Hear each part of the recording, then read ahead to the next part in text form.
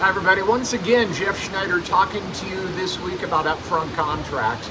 And I want to share with you a rule that David Sandler used to say, and it's one of my favorites. He said, you can't get mad at somebody for doing something you didn't say they couldn't do.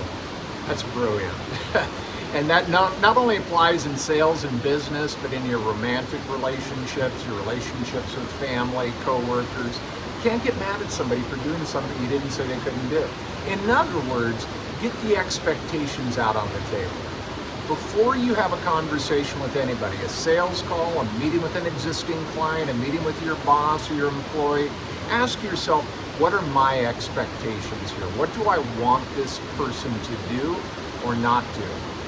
Once you got the expectations straight, find a way to articulate it that is respectful, polite, kind, generous. David Sandler said, if you feel it, say it gently. So we want to take our expectations and we want to put them in the form of an upfront contract. So it might sound something like this. Can I share with you something I've been thinking about for quite some time, a concern that I have, and maybe a suggestion on how we might be able to resolve it, and then you can give me some feedback on whether you agree with my assessment or you see it differently. Is that fair? This is so important for managers in particular, because managers in your one-on-ones, you have to confront your people on a regular basis. You have to be what I call carefrontational. That means you care about them enough to find a way to speak the truth, but you speak the truth in love. You're kind and generous in the way that you go about doing it. And these upfront contracts allow you to get these expectations out on the table. Think about it. Why do people fight? They fight most of the time because of unexpressed expectations.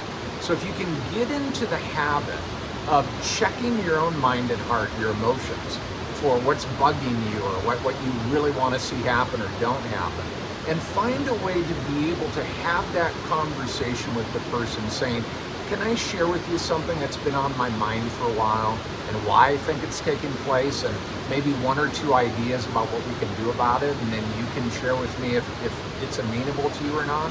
If you can find ways to get into conversations like that on a regular basis, I guarantee you your relationships will improve. Hey, thanks for watching today. I appreciate it. I hope that this week's series on upfront contracts has been helpful.